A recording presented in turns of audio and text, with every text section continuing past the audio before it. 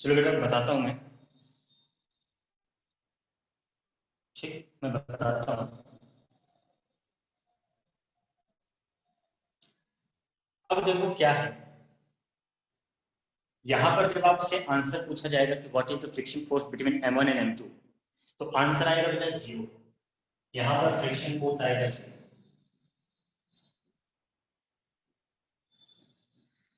लेकिन इसके पहले वाले क्वेश्चन में मैंने कैलकुलेट करके बताया कि नहीं बेटा जीरो नहीं, इतना आएगा। ठीक, किसी ने मुझे आंसर दिया था जीरो दिया था, पिछले वाले क्वेश्चन का आंसर किसी ने मुझे जीरो दिया था। Sir wait F equals to A B. ठीक है बेटा, आपने जो कैलकुलेट किया ठीक है, अच्छी बात है, आपने ट्राई किया, that is very good point. But हम ये बता रहे हैं आपको यहाँ पर इन दोनों ब्लॉक के बीच में कोई फ्रिक्शन नहीं आएगा। ऐसा कोई आंसर मुझे फर्स्ट वाले में भी मिला था, किसी ने मुझे बोला कि सर M1 M2 के बीच में कोई फ्रिक्शन नहीं आएगा। तो बात वही मैं कर रहा हूँ कि how you are going to decide whether there is any static friction और नॉट। इसके पहले जब हमारे यही दोनों ब्लॉक हॉरिजॉन्टल सरफेस पर रखे गए थे और दोनों को F1 और F2 फोर्स से पुल किया गया था, तब मैंने फ्रिक्शन कैलकुलेट किया और एक वैल्यू बताई। और अब क्या हो रहा है, अब यही दोनों ब्लॉक किसी इंक्लाइन प्लेन पर रखे गए हैं and they are trying to slide down, they are trying to slide down under its own weight. तो मैं बोल रहा हूं कि फ्रिक्शन नहीं है। अब ये कौन सी बात होती है भैया, एस कैसे पता लगाएंगे कि फ्रिक्शन है कि नहीं। तो देखो बेटा, फ्रिक्शन तब आता है जैसे मान लो दो ऑब्जेक्ट एक दूसरे के कांटेक्ट में है, ये मेरा हाथ है, ये डस्ट है, ये दोनों एक दूसरे के कांटेक्ट में हैं। अब इन दोनों के कांटेक्ट सरफेसेस के बीच में फ्रिक्शन आएगा तब जब यहां पर रिलेटिव मोशन होगा। रिलेटिव मोशन नहीं, रिलेटिव एक्सेलरेशन होगा। मतलब acceleration of this duster and acceleration of my hand must be different. अगर डिफरेंट हुआ तब तो फ्रिक्शन आएगा, और अगर डिफरेंट नहीं हुआ तो फ्रिक्शन नहीं आएगा। अब आप सोचोगे सर कैसे, फ्रिक्शन यहां पर इंक्लूड कर दूंगा तो एक्सेलरेशन दोनों अलग आ जाएगा। नहीं भाई, कैसे अलग आ जाएगा, फ्रिक्शन अपनी मर्जी से प्रेजेंट थोड़ी ना होता है कि भगवान जैसा थोड़ी ना बस प्रकट हो गया एक जगह पे आके, ऐसा नहीं होता है। फ्रिक्शन तब आता है बेटा, फ्रिक्शन तब आएगा जब इन दोनों के बीच में कोई रिलेटिव एक्सेलरेशन होगा। कैसे पता लगाएंगे, पहले तो आपको क्या करना है, अब देखो यहाँ पर पहले आप इन स्टेप्स को अपने दिमाग में रखेंगे। स्टेप्स क्या है, ठीक है। सबसे पहले तो आपको क्या करना है, first of all, first of all ignore all friction, क्योंकि फ्रिक्शन तब आएगा जब आप उसको पुल या पुश करोगे। याद करो कंडीशन, मतलब जब किसी ऑब्जेक्ट को आपने ऐसे ही ऐसे रख दिया आपने किसी ग्राउंड के ऊपर, तो क्या फ्रिक्शन आ गया, क्या नहीं आया ना। फ्रिक्शन तो तब आता है ना जब आप इसको पुल करते, मतलब जब आप इसको जमीन के रिस्पेक्ट में कुछ एक्सेलरेशन देते हो तब फ्रिक्शन आता है ना, अदरवाइज फ्रिक्शन तो आता ही नहीं। तो दैट्स व्हाई, क्या यहाँ पर, क्या इस कांटेक्ट पॉइंट पर फ्रिक्शन आएगा कि नहीं, ये मैं इस हेडिंग के अंदर बता रहा हूँ बेटा, condition of existence of static friction, ठीक है। तो अब जैसे ही मुझे पता लगाना है कि यहाँ पर आएगा फ्रिक्शन या नहीं आएगा, तो सबसे पहले इग्नोर कर दो फ्रिक्शन। क्यों बेटा, क्योंकि फ्रिक्शन तब आएगा जब रिलेटिव एक्सेलरेशन आएगा, और रिलेटिव एक्सेलरेशन कौन लाएगा, एक्सटर्नल एजेंट लाएगा। जब एक्सटर्नल एजेंट कोई फोर्स लगाएगा और उस फोर्स की वजह से डिफरेंट एक्सेलरेशन आएगा दोनों ब्लॉक का, तब उनके बीच में फ्रिक्शन आएगा, अदरवाइज नहीं आएगा। तो first of all ignore all friction. अब दूसरा काम क्या करेंगे बेटा, now find out, now find out the relative acceleration of each block, relative acceleration of each block, ठीक है। मतलब वन एंड टू, भाई कांटेक्ट केवल दो के बीच में ही होगा, तो वन एंड टू जिनका जिनका कांटेक्ट, उनका रिलेटिव एक्सेलरेशन निकालो under the action of, under the action of other forces. Other forces से मेरा मतलब समझ रहे हो ना, फ्रिक्शन नहीं लेना है, और उसके अलावा जो भी फोर्स हो, जो आपने अप्लाई किया, जो किसी और ने अप्लाई किया, जो कहीं और से आया, नॉर्मल वगैरह वगैरह वगैरह, उनके अंडर में आप उनका रिलेटिव एक्सेलरेशन निकालेंगे। अब रिलेटिव एक्सेलरेशन, चलो रिलेटिव में है, find out the acceleration of each block one and two under the action of other forces. अब आप चेक करेंगे, now if A1 minus A2 का जो मैग्नीट्यूड है it is not equal to 0। दोनों का एक्सेलरेशन निकालोगे, एक का एक्सेलरेशन आएगा A1, एक का एक्सेलरेशन आएगा A2, और अगर दोनों के एक्सेलरेशन जीरो नहीं, एक्सेलरेशन का डिफरेंस जो है वो जीरो नहीं है, then there exists friction, then there exists friction, otherwise no friction will present। तो जो कहानी मैंने सुनाई वो समझ में आया क्या भाई? नॉर्मली आप किसी ब्लॉक को सरफेस पर रखोगे, क्या फ्रिक्शन आ जाएगा? बिल्कुल नहीं आएगा। फ्रिक्शन तब आएगा ना जब ये इसका ये वाला जो सरफेस है, ये जो कांटेक्ट है, जिसका कांटेक्ट ग्राउंड के साथ है, ये वाले सरफेस के मन में आएगा कि चलो मैं चल के आता हूं, और ये सरफेस जो है रुका हुआ है। इन दोनों सरफेस के बीच में जब रिलेटिव एक्सेलरेशन आएगा तब फ्रिक्शन आएगा। मान लो ये वाला जो ब्लॉक है बेटा, ये चल पड़ा आगे की तरफ 2 मीटर पर सेकंड स्क्वायर से। अब ये वाला सरफेस बोल रहा है चलो तुम चल रहे हो तो मैं भी चल रहा हूं 2 मीटर पर सेकंड स्क्वायर के एक्सेलरेशन से। तो क्या इन दोनों के बीच में कोई आया फ्रिक्शन? नहीं आया, क्योंकि रिलेटिव एक्सेलरेशन नहीं है। तो अगर ये दोनों सरफेस एक साथ एक ही एक्सेलरेशन से चल पड़ेंगे ना तो फ्रिक्शन नहीं आएगा। फ्रिक्शन तभी आएगा जब इसका एक्सेलरेशन अलग होगा, इसका एक्सेलरेशन अलग होगा, तो रिलेटिव फोर्स कुछ लगेगा इन दोनों सरफेसेस के बीच में, तब मोशन की टेंडेंसी आएगी और तब फ्रिक्शन आएगा। तो जो मैंने बताया चाहा बेटा वो आपको समझ में आया क्या? जो मैंने आपको बताने की कोशिश की क्या वो आपको समझ आया? ये जो पॉइंट्स मैंने यहाँ पर 3 पॉइंट लिखे क्या आपको समझ में आया? समझ आया, ठीक है। अब देखो जो पहले वाला क्वेश्चन था उसमें ये था ओके, वो था m2, ये था m1, ये था f2, ये था f1। तो मैंने क्या बोला, सबसे पहले इग्नोर करो सारे फ्रिक्शन को। कर दिया इग्नोर भाई। फ्रिक्शन कहाँ आता है? यहाँ आता है ना, भूल गया मैं, फ्रिक्शन नहीं आ रहा है। अब अगर फ्रिक्शन नहीं आ रहा है तो उसके हम कौन सा फोर्स है? सिर्फ F1 है, नॉर्मल तो वेट को बैलेंस कर रहा है, सिर्फ F1 है। तो इसका एक्सेलरेशन क्या है बेटा? F1 अपॉन m1, और इसका एक्सेलरेशन क्या है बेटा? A2 F2 upon m2। दोनों का एक्सेलरेशन अलग अलग है, दोनों का डिफरेंस क्या जीरो है?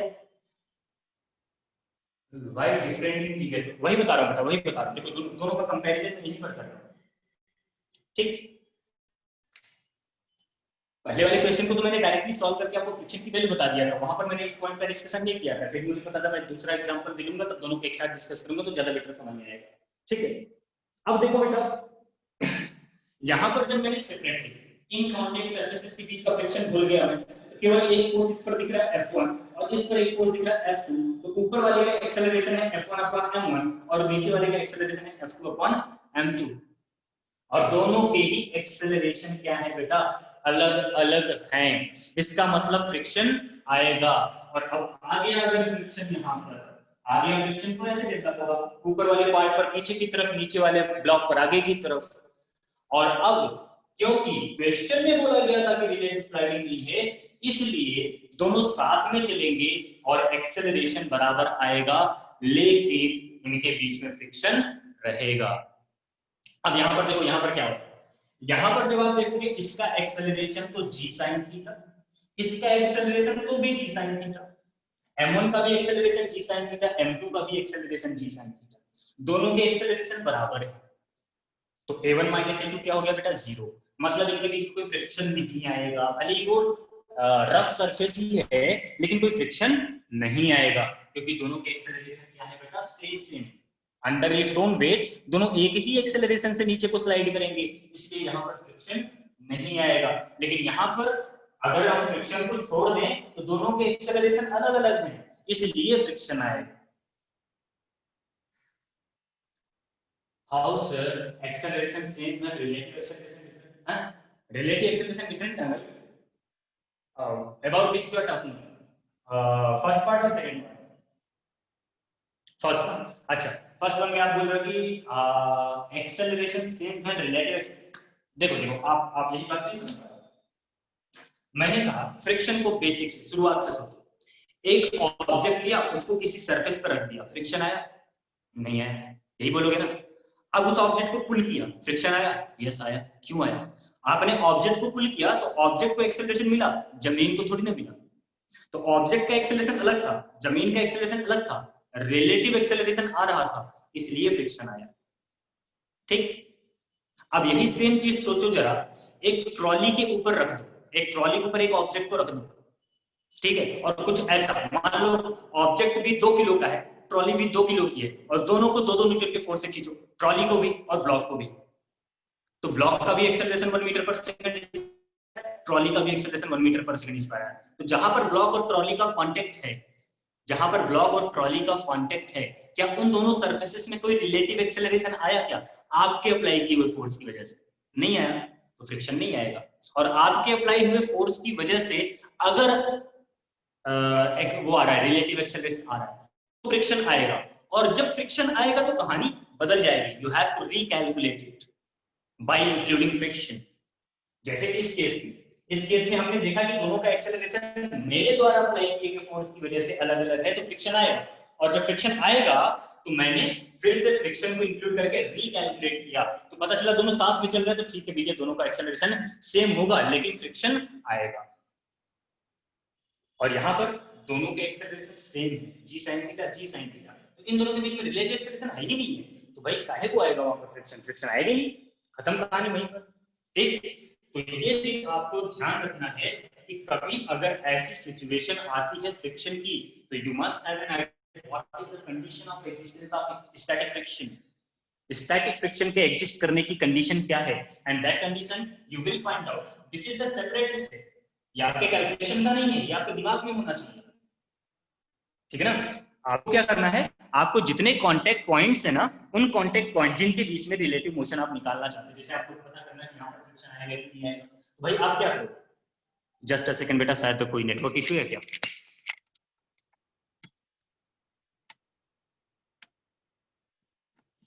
सही हो गया, ठीक, ठीक है। तो मैं आपको क्या बता रहा था, पहले आप क्या करोगे, ये आपका ओरल स्टेप होना चाहिए बेटा। ओरल स्टेप मतलब आपने देखा, अच्छा देखो इसके सरफेस के बीच में फ्रिक्शन आएगा क्या, तो पहले फ्रिक्शन को भूल जाओ। जो फोर्स अभी जैसे यहाँ पर देखो क्या था, F1 लगा था, F2 लगा था, अगर मैं ये बोलता ना कि यहाँ पर F1 के साथ साथ एक और लगा दो, F3 भी लगा दो, तब आप कहते पहले इस F1 F3 का रिजल्टेंट निकालो, उसके अंदर में इसका एक्सेलरेशन निकालो। हालांकि ऐसा आएगा नहीं, लेकिन सिर्फ आपको समझाने के लिए बोल रहा हूँ, ठीक है। ये F1 है, ये F3, इन दोनों का रिजल्टेंट निकालो, फिर इसका एक्सेलरेशन निकालो और इसका एक्सेलरेशन निकालो, क्या सेम आया? आया, तो फ्रिक्शन नहीं है। और अगर सेम नहीं आया तो फ्रिक्शन, और फिर उसके बाद फ्रिक्शन को इंक्लूड करके अपनी कैलकुलेशन को अपने नॉर्मल मेथड से आगे बढ़ाओगे जो आपने पढ़ा। समझ आई बात? Got it?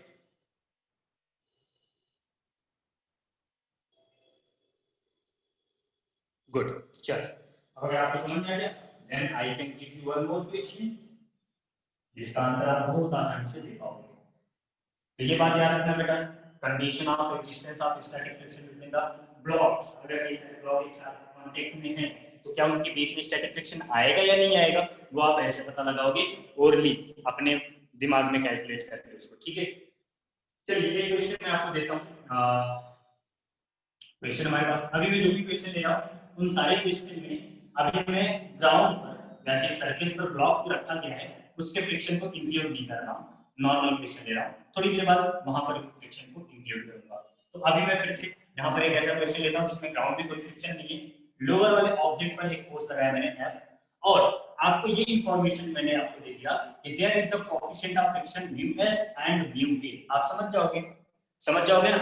म्यू मतलब क्या बेटा, स्टैटिक, और म्यू के मतलब क्या हुआ, काइनेटिक। मतलब there can be the possibility that there is the relative motion between small m and capital M, और there can be the possibility that उनके बीच में रिलेटिव मोशन ना हो। अगर रिलेटिव मोशन नहीं होगा तो स्टैटिक फ्रिक्शन आएगा। क्यों आएगा बेटा? क्योंकि इसका एक्सेलरेशन अलग आ रहा है, कैपिटल M का एक ही फोर्स कर रहा है, इसके ऊपर कोई फोर्स नहीं है ना, तो एक्सेलरेशन अलग अलग है, तो यहाँ पर फ्रिक्शन आएगा। ये बात तो आपने श्योरिटी के साथ पता लगा लिया भाई, ये दोनों ब्लॉक रखे हैं और ये स्मूथ नहीं है, यहाँ पर एक रफ सरफेस है, और जब मैंने बीच वाले ब्लॉक को पुल किया तो बिल्कुल इन दोनों के बीच में फ्रिक्शन आएगा। क्यों आएगा? इसका एक्सेलरेशन नॉन जीरो, इसका एक्सेलरेशन जीरो है, अगर मैंने फ्रिक्शन को नेग्लेक्ट कर दिया तो फ्रिक्शन तो आएगा। अब आपको ये डिटरमाइन करना है कि whether it is going to be static और डायनामिक, तो ये डिपेंड करता है क्वेश्चन की कंडीशन के ऊपर, ठीक। How will we find whether there exist friction between the blocks if ground is rough? I will discuss it later, थोड़ा इसको समझ लेते बेटा, फिर इसके बाद मैंने बोला ना कि थोड़ी देर बाद में इसको भी इंक्लूड करने वाला हूं। ये पहले एक पॉइंट ये समझ में आ जाए, उसके बाद उसके क्वेश्चंस को भी उठाऊंगा मैं, ठीक है। अब इसमें देखो बेटा, अभी मैं लूंगा ग्राउंड में भी, अभी मैं ऐसे क्वेश्चन भी लूंगा जिसमें हर जगह रफनेस रहेगी और कहीं एग्जिस्ट करेगा कहीं एग्जिस्ट नहीं करेगा रफनेस होने के बावजूद भी, तो वो आप देखोगे अभी समझोगे। ठीक है, थोड़ा सा वेट करो, स्टेप बाय स्टेप आगे बढ़ते हैं। अब देखो बेटा, इसमें पहला क्वेश्चन आपसे पूछा गया है, find out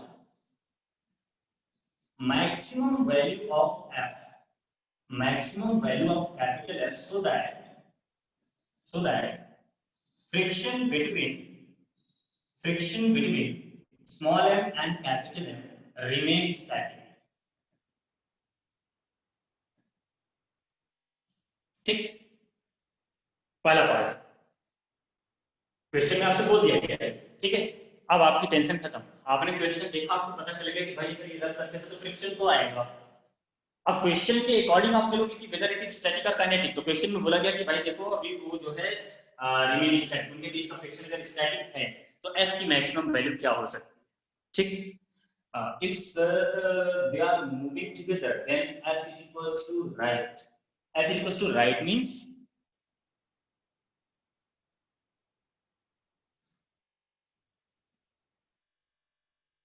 f is equals to right means beta friction, right?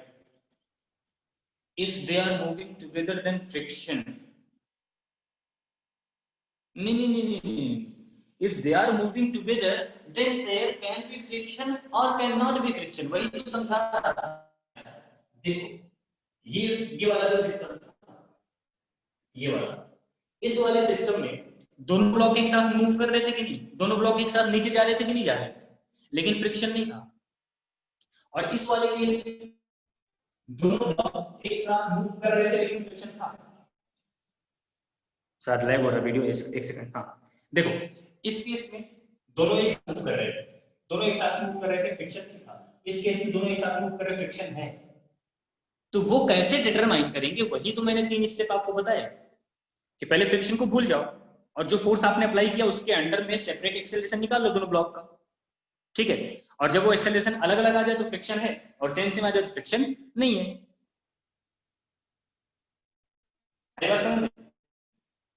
I was taking some new question. New question means which question बेटा? अच्छा इसके बारे में बात करें, इसके बारे में बात कर रहे हो ना? ओके ठीक है। तो बिल्कुल अगर स्टैटिक फ्रिक्शन है दोनों एक साथ मूव करेंगे, बिल्कुल। अगर आपसे क्वेश्चन बोला गया कि there is the static friction तो वो एक साथ मूव करेंगे लेकिन फ्रिक्शन है, ये भूलना मत। तो एक आंसर आ गया कैपिटल एफ और small M upon capital M plus small M. ठीक है,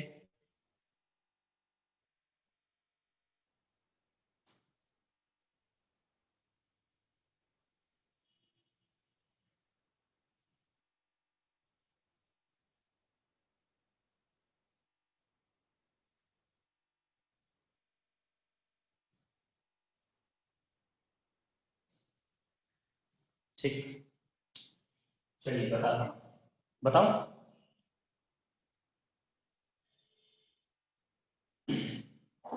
बेटा ये capital F small M upon capital M plus small M जो आपने आंसर दिया है, इसमें कोई कंडीशन आपने अप्लाई नहीं किया, सीधे आपने मुझे बता दिया। कुछ कंडीशन भी होगी, सोचो इसके बारे में थोड़ा। हमेशा क्वेश्चंस को करने के बाद सोचना होता है।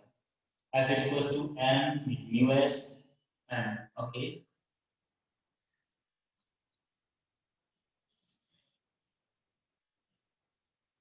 देखो बेटा सबसे पहले तो एक बात ये क्लियर हो रही है, mu static n equals to f, okay ठीक है। देखो बेटा सबसे पहले तो एक बात यहाँ पर क्लियर ये हो रही है कि if there is a static friction then both block are going to move together and the second thing जो आपने कैलकुलेट करके दिमाग में पहले ही, इसका एक्सेलरेशन इसके अंडर में आ रहा है, इसका एक्सेलरेशन कुछ नहीं, मतलब फ्रिक्शन तो आएगा इसके बीच में अगर ये रफ सरफेस है। तो बेटा देखो फ्रिक्शन तो आएगा, लेकिन अगर मैं इसको सॉल्व करता हूं तो मुझे एक्सेलरेशन भी मिल रहा है क्योंकि दोनों ब्लॉक एक साथ मूव कर रहे हैं, तो that acceleration is capital F upon small m plus capital. पहले तो मैंने एक्सेलरेशन को कैलकुलेट कर लिया और एक्सेलरेशन को कैलकुलेट करने के बाद जब मैं इसका फ्री बॉडी डायग्राम बनाऊंगा तो उसमें फ्रिक्शन दिखाऊंगा कि नहीं दिखाऊंगा वो डिपेंड करता है उन 3 कंडीशन, तो 3 पॉइंट्स पर जो मैंने भी पहले लिखवाए थे, और उन तीनों पॉइंट ने मुझे बताया कि हाँ बिल्कुल आप यहाँ पर फ्रिक्शन बनाओगे फ्री बॉडी डायग्राम में, क्योंकि आपने जो फोर्स यहाँ पर लगाया उसके अंदर में और इसके ऊपर कोई फोर्स नहीं, ये दोनों का एक्सेलरेशन अलग अलग है, इसमें फ्रिक्शन आएगा। तो अगर ऐसी बात, तो चलिए बनाते हैं free body diagram small M का। अब जब स्मॉल एम पहले कैपिटल एम का बनाते हैं, क्योंकि आपने फोर्स लगाया वो किसी और के ऊपर लगाया, आपने फोर्स किस पर लगाया, कैपिटल एम के ऊपर। अब जब आपने कैपिटल एम के ऊपर फोर्स लगाया, ये फोर्स लगाया, ठीक, अब क्या है, लोअर वाला ग्राउंड तो स्मूथ है, यहाँ कोई फ्रिक्शन नहीं आने वाला, लेकिन अपर वाला क्या है बेटा, रफ है, और अपर वाला अगर रफ है और फ्रिक्शन आ भी रहा है, तो इसका मतलब किधर आना चाहिए, इधर आना चाहिए, क्योंकि सबसे पहले इस मास में टेंडेंसी आएगी आगे जाने की, और इसलिए इस पर फ्रिक्शन आएगा पीछे की तरफ, ठीक, और ये पूरा का पूरा ब्लॉक मूव करेगा एक एक्सेलरेशन से।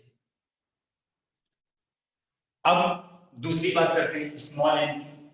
स्मॉल एम की अगर हम बात करें तो स्मॉल एम पर क्या है बेटा, एफ आ रहा है आगे की तरफ, ठीक, बाकी वो नॉर्मल वाला भूल जाओ, चलो अच्छा नॉर्मल पे बना ही देता हूं, ये देखो स्मॉल एम जी भी लग रहा है और ये नॉर्मल भी लग रहा है एम,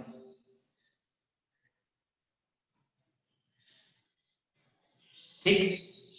तो ये फ्री बॉडी डायग्राम हो गया स्मॉल एम मास, और ये फ्री बॉडी डायग्राम हो गया कैपिटल एम मास,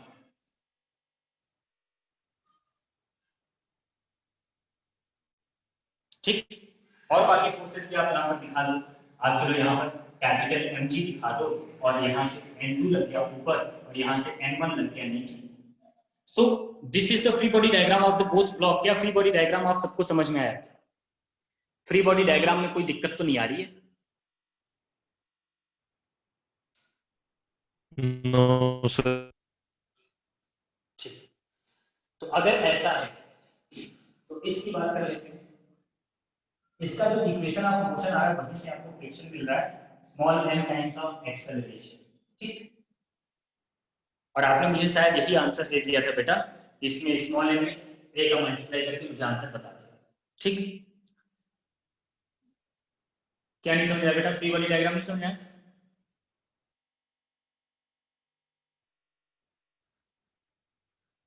नो सर किसके लिए लिखा, समझ आया या नहीं आया?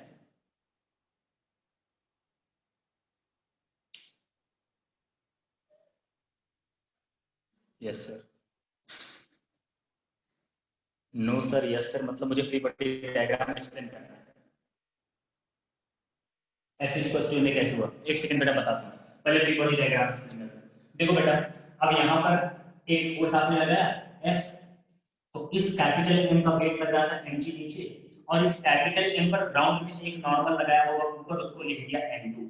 अब m इसके ऊपर रखा हुआ, तो इसका mg लग रहा था नीचे, और इसने एक नॉर्मल रिएक्शन इस पर लगाया होगा ऊपर की तरफ n1, और स्मॉल m ने वही नॉर्मल रिएक्शन लगाया होगा इस ऊपर नीचे, क्योंकि नॉर्मल पेयर में आता है। और साथ के साथ ये वाला ब्लॉक आगे जाने की कोशिश कर रहा था, इस पर इस तरफ आएगा फ्रिक्शन, तो इस वाले ब्लॉक पर आगे की तरफ आएगा फ्रिक्शन, तो इसी को मैंने सेपरेट करके निकाला है। आया बेटा फ्री बॉडी डायग्राम समझ की नहीं? ठीक ठीक, अब देखो, अब यहाँ पर क्योंकि पूरा अपना ब्लॉक ए एक्सेलरेशन से चल रहा था बेटा, न्यूटन्स लॉ लगाओ, net force equals to mass into acceleration. तो नेट फोर्स हॉरिजॉन्टल डायरेक्शन में क्या है, सिर्फ फ्रिक्शन ही तो है, तो friction equals to mass times of acceleration. Sir m पे नेट फोर्स, बिल्कुल बिल्कुल, इसमें m कैपिटल है बेटा, वो स्मॉल f नहीं, स्मॉल f से मैंने फ्रिक्शन को रिप्रेजेंट किया है। बिल्कुल, आप यहाँ पर एक्सेलरेशन की वैल्यू डालोगे तो mf upon capital M plus small m हो जाएगा, ठीक है ना। तो ये तो हो गया फ्रिक्शनल फोर्स, ठीक। लेकिन आपसे बोला गया था what is the maximum value of the applied force capital F so that it remain static. तो जो फ्रिक्शन आपने यहाँ पर लगनी चाहिए, नेट फोर्स बेटा वही तो लग रहा है ना, एक्सेलरेशन की वैल्यू डालो यहाँ पर, m capital F upon small m plus capital M, किसने बना दिया, वही लग रहा है। मैं भी तो वही बोल रहा हूँ, उसके ऊपर नेट फोर्स वही लग रहा है, mf upon capital M plus small m, ठीक है ना। अब क्या है, बात ये है कि हमें ये पता लगाना था कि maximum value of capital F क्या हो सकता है। तो अगर स्टैटिक फ्रिक्शन है, तो ये जो F है बेटा, जो आपने कैलकुलेट किया है, it must be less than और equal to F limiting. Limiting friction से कम होना चाहिए या बराबर होना चाहिए, तभी स्टैटिक रहेगा कि नहीं, बोलो यही कंडीशन होती है। ये कंडीशन आपने अप्लाई नहीं किया आंसर देने से पहले, ठीक। आपने फ्रिक्शन कैलकुलेट किया, वेरी गुड, आपने फ्रिक्शन निकाल लिया, अच्छी बात, लेकिन अगर ये स्टैटिक है तो जो फ्रिक्शन आपने कैलकुलेट किया it must be less than और equal to the limiting friction. बोलो ये होना चाहिए कि नहीं होना चाहिए? Yes sir. ठीक, तो अगर आप लिमिटिंग फ्रिक्शन निकालोगे यहाँ पर इस कॉन्टैक्ट सरफेस पर लिमिटिंग फ्रिक्शन निकालोगे तो इस कॉन्टैक्ट सरफेस के लिए जो लिमिटिंग फ्रिक्शन आएगा बेटा वो आएगा mu S into N. N कौन सा, n1 या n2 या फिर n1 प्लस n2? बोलो बेटा क्या रखूं मैं यहाँ पर लिमिटिंग फ्रिक्शन के लिए, n लिखूं, n1 लिखूं या n1 प्लस n2? हाँ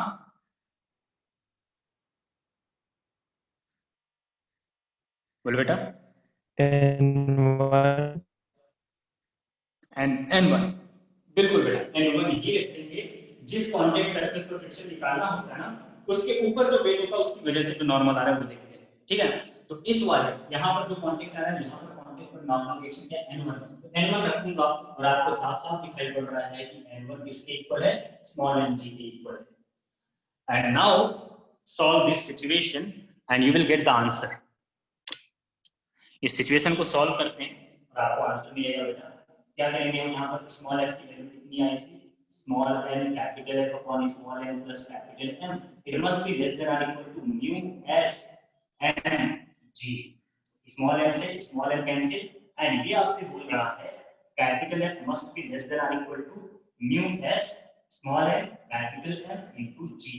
तो this is the maximum value of the applied force जिसके लिए ये ब्लॉक रेस्ट में रहेगा, स्टैटिक फ्रिक्शन रहेगा। ये है फाइनल आंसर। बोलो बात समझ में आई कि नहीं?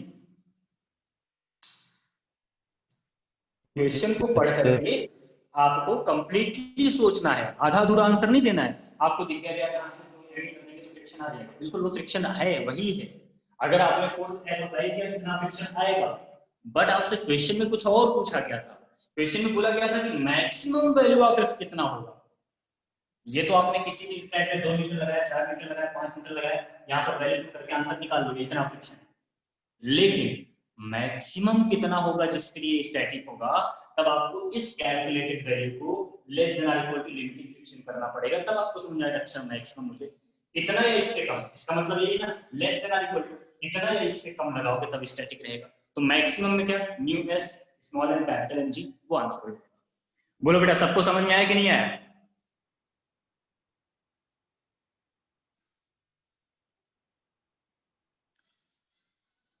बेटा समझ आया कि नहीं? सर।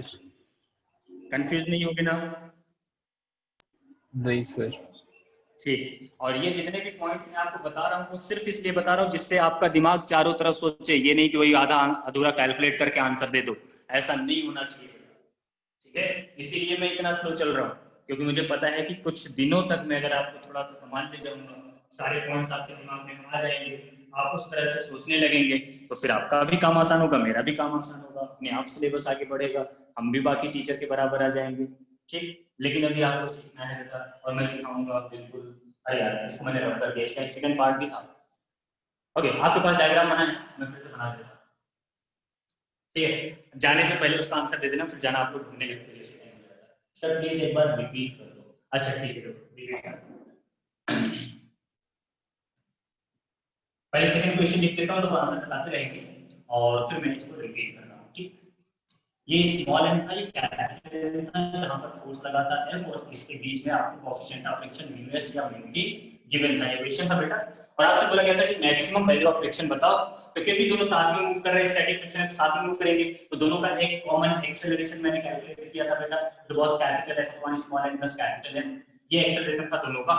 और फिर उसके मैंने फ्री बॉडी डायग्राम बनाया। क्या आपको फ्री बॉडी डायग्राम सर हम इस वर्क और मैचिंग करता है, आप भी कराओगे या फिर क्लास बेटा? मैं आपको एक बार नहीं कई बार बोल चुका हूं, मैं आपको सारे चैप्टर कराऊंगा +1 के एंड विद इन टाइम कराऊंगा और आप करोगे भी, ठीक है ना? सब कराऊंगा, कुछ भी नहीं छोड़ूंगा। वर्क पर energy, rotation, SHM, wave, thermo सब पढ़ाऊंगा, कुछ नहीं छोड़ूंगा। बस आप पढ़ते रहो, बस आप समझते रहो तो बताया जाना है, ठीक है ना? चलो बेटा अब यहां पर देखो, हाँ, ये फ्री बॉडी डायग्राम आपको समझ में आया था बेटा? जो रिपीट करने के लिए बोल रहे थे, क्या फ्री बॉडी डायग्राम आपको समझ में आ गया था?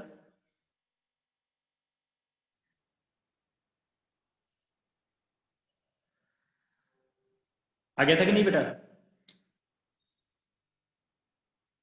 नाम से पूछना पड़ेगा क्या? अच्छा समझ आ गया था ना, ठीक ठीक। तो ये हो गया। अब इसके अकॉर्डिंग, क्योंकि फ्रिक्शन आया तो इसके अकॉर्डिंग मैंने इक्वेशन लिखा बेटा, इसकी इक्वेशन लिखा तो मुझे पता चला कि जो फ्रिक्शन फोर्स आ रहा है वो small m times of acceleration है, तो उसको मैंने लिख दिया एक्सेलरेशन के टर्म में। लेकिन आपसे बोला गया था कि मैक्सिमम कितना फोर्स आप अप्लाई करोगे जब तब तक ये जो है स्टैटिक रहेगा, अगर उससे ज्यादा फोर्स लगा दोगे तो क्या होगा बेटा, काइनेटिक हो जाएगा। मेरा जो सेकंड पार्ट था उसका आंसर यही था, और क्वेश्चन यही था कि find out acceleration if small f is applied force is greater than calculated, जो आपने कैलकुलेट किया इन वन, उससे ज्यादा फोर्स आपने अप्लाई कर दिया तब एक्सेलरेशन क्या होगा, ये कैलकुलेट करना बेटा। अब चलो यहाँ पर देखो क्या था, ये स्टैटिक था तो मैंने क्या किया, small f less than or equal to f limiting, तो ये कंडीशन हमने यहाँ पर लगाई और इसको सॉल्व किया तो हमें पता चला कि इतना होना चाहिए। ठीक है, ऐसे समझ आ गया? समझ आ गया? कोई दिक्कत है अभी? ओके ठीक है, चलो जल्दी से एक एक सवाल का जवाब और दे दो, फिर घर जवाब दो कि अगर ये जो फोर्स है जितना आपने कैलकुलेट किया इससे ज्यादा लगा देंगे तो फिर एक्सेलरेशन क्या होगा?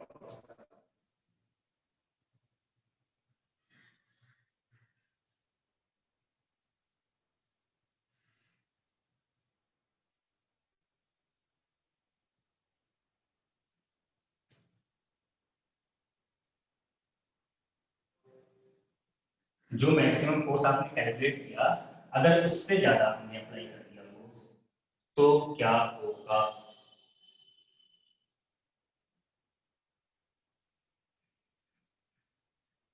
एक्सेलरेशन।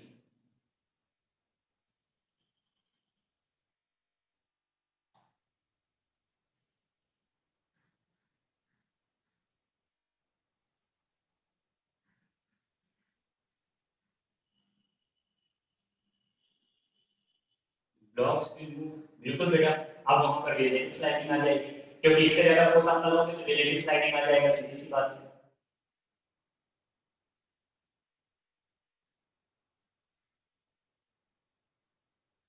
और बेटा सबसे इंपॉर्टेंट बात ये है कि अगर रिलेटिव स्लाइडिंग आया तो दोनों ब्लॉक का एक्सेलरेशन अलग अलग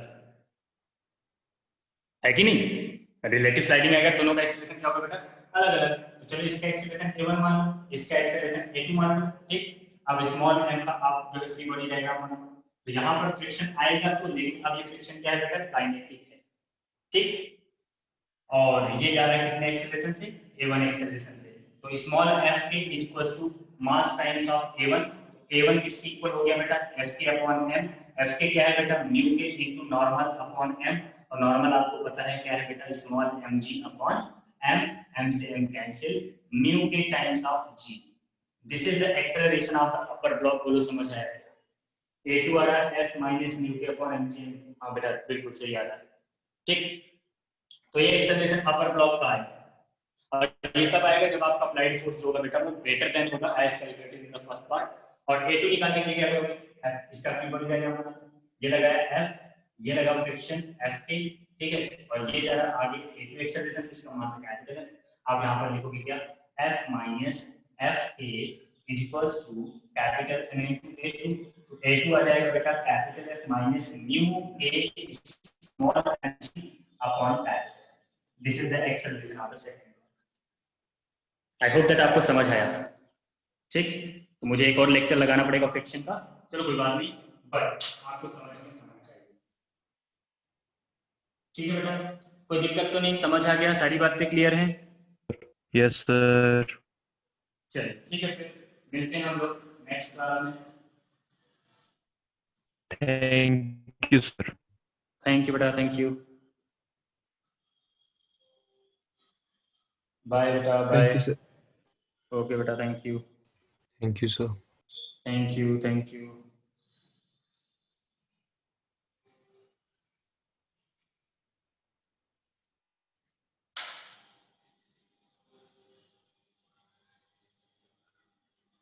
सर न्यूटन कितना बचा है? बस बेटा ज्यादा नहीं, हो ही गया बस, फ्रिक्शन का एक और लेक्चर लगेगा, फ्रिक्शन खत्म, और सर्कुलर में ज्यादा लगेगा नहीं, एक लेक्चर सर्कुलर का।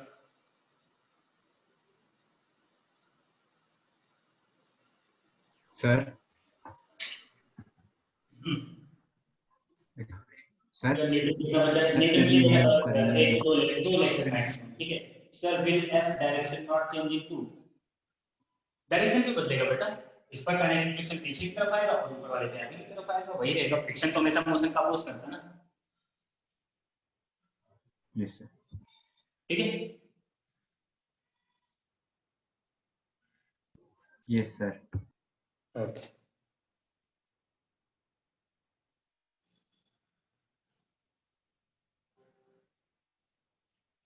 ओके बेटा, ठीक है, थैंक यू, मिलते हैं कल।